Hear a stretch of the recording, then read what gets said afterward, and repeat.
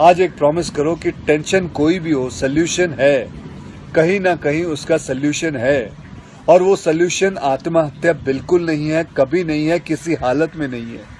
देखो, मैं कितना भी ज्ञान दे दूं, सोचना आपको खुद ही है कि आपकी जान आपकी सबसे कीमती चीज है। चाहे कोई भी बड़े से बड़ा स्ट्रेस हो लाइफ में, एक बार इमेजिन करो अपने माँ बाप की हालत अगर उन्हें पता चले कि तुमने अपनी जान ले ली है, खुदकुशी कर ली है। शायद आप सोच भी नहीं सकते कि उनको कैसा फील होता होगा। एकदम डायरेक्ट बोलूं, दिल से बोलूं, मेरा पहला नेशनल अवार्ड जो मुझे आज हमारे आदरणीय राष्ट्रपति जी के हाथों से मिलेगा, मैं बता नहीं सकता कि कितनी खुशी हो रही है। आपको पता है, जिस दिन इस नेशनल अवार्ड की अनाउंसमेंट हुई थी ना, उस दिन मैं अपनी माँ से बात करते हुए अपने बचपन का एक दिन याद कर रहा था, जिस दिन एग्जाम का रिजल्ट आया था और मेरे मार्क्स बिल्कुल अच्छे नहीं थे। आप लोगों से झूठ नहीं कहूंगा, मैं उस कक्षा में फेल हो गया था। रिपोर्ट कार्ड लाते हुए मैं ये सोच रहा था कि आज घर में बड़ी कुटाई होने वाली है यार। उस दिन मेरे पिताजी ने मुझे सामने बिठाया और बड़ी शांति से कहा, देखो बेटा, तुम करना क्या चाहते हो, ये बताओ मुझे, बताओ करना क्या चाहते हो। मैंने कहा, पापा, मैं स्पोर्ट्स में मन लगता है मेरा, मैं खेल कूद करना चाहता हूँ, खिलाड़ी बनना चाहता हूँ। उन्होंने कहा, ठीक है, फिर उसमें ध्यान दो, हम सपोर्ट करेंगे, साथ में थोड़ी पढ़ाई भी करो। आप विश्वास नहीं करोगे, खेलते खेलते मैं मार्शल आर्ट करने लग गया, मैं मॉडलिंग में आ गया, एक्टिंग शुरू कर दी। उन्होंने हर चीज में मुझे सपोर्ट किया। अगर उस दिन मेरे पेरेंट्स ने ये ना समझाया होता कि मेरी स्ट्रेंथ किस चीज में है, तो आज मैं सोच भी नहीं सकता कि ये नेशनल अवार्ड कभी मेरे हाथ पे होता। ये अपने लाइफ की कहानी मैं आपको एक वजह से सुना रहा हूं। कुछ दिन पहले अखबार में मैंने पढ़ा था कि एक आईआईटी के स्टूडेंट्स ने फांसी लगा के आत्महत्या कर ली। स्ट्रेस में था पढ़ाई के लिए। उससे कुछ दिन पहले मुंबई में एक मैनेजमेंट स्टूडेंट ने एक 5 स्टार होटल के रूम से छलांग लगाकर अपनी जान दे दी। एग्जाम में फेल हो गया था। मैं कहीं यह भी पढ़ रहा था कि करीब 8 लाख लोग हर साल वर्ल्ड में अपनी जान खुद ले लेते हैं और उसमें तकरीबन 1.5 लाख लोग सिर्फ हिंदुस्तान से होते हैं। और यंग लोगों में आत्महत्या के सबसे बड़े कारण जो होती है वो होती है पढ़ाई या फिर रिलेशनशिप का स्ट्रेस। क्यों? तुम्हारी जान एक एग्जाम के मार्कशीट से सस्ती हो गई है? नहीं। ऐसा क्या पढ़ाई कर रहे हो? इससे तो देश के लिए सरहद पे जाके जान लगा दो दांव पे। चाहे कोई भी बड़े से बड़ा स्ट्रेस हो लाइफ में, एक बार इमेजिन करो अपने माँ बाप की हालत अगर उन्हें पता चले कि तुमने अपनी जान ले ली है, खुदकुशी कर ली है। शायद आप सोच भी नहीं सकते कि उनको कैसा फील होता होगा। मान लिया कि आपका स्ट्रेस बहुत बड़ा है, पर इतने हल्के में मत लो अपनी लाइफ को यार। आपको पैदा करने वालों को जिंदगी का सबसे बड़ा दुख देके मत जाओ।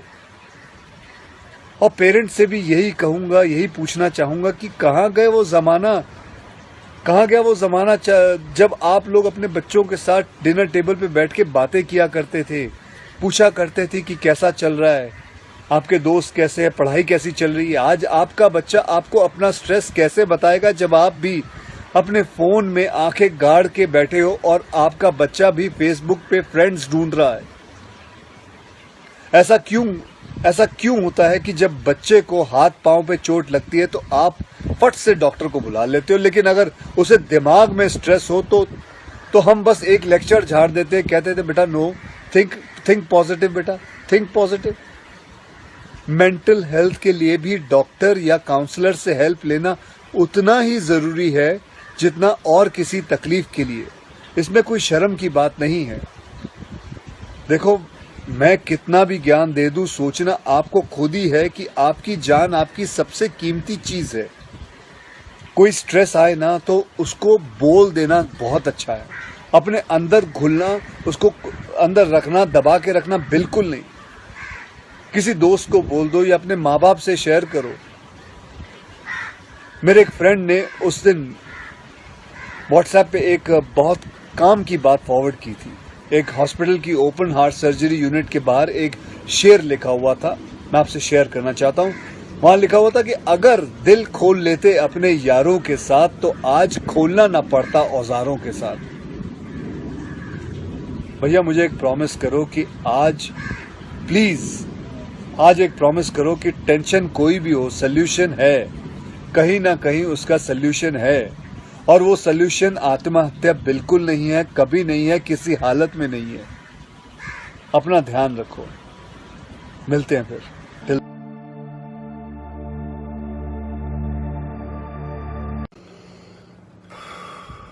कुछ जज्बातों को, कुछ दुखों को,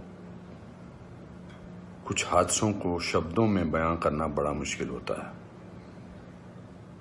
सुशांत सिंह राजपूत के जाने का मुझे जो दुख है उनका, तो मैं इस खबर ने मेरी आत्मा को ठंडा कर दिया, आत्मा को निचोड़ दिया है। दिल तक तो बात पहुंचती है, लेकिन आत्मा तक जो है वो दहल गई है। ये वीडियो बनाते वक्त भी सोच रहा हूं क्या बोलूं मैं, पर बोलने से कभी कभी, शेयर करने से कभी कभी नहीं, इस खबर पर तो शेयर करने से भी दुख कम नहीं होगा। मैंने MS Dhoni the untold story में सुशांत के फादर का रोल किया था, और क्योंकि कहानी बाप बेटे की थी और इसलिए रिश्ता भी ऑफ द स्क्रीन बाप बेटे जैसा ही हो गया था। कुछ लोग चले जाते हैं तो उसका सदमा बाद में लगता है, लेकिन वो चले क्यों गए इसका सदमा पहले लगता है।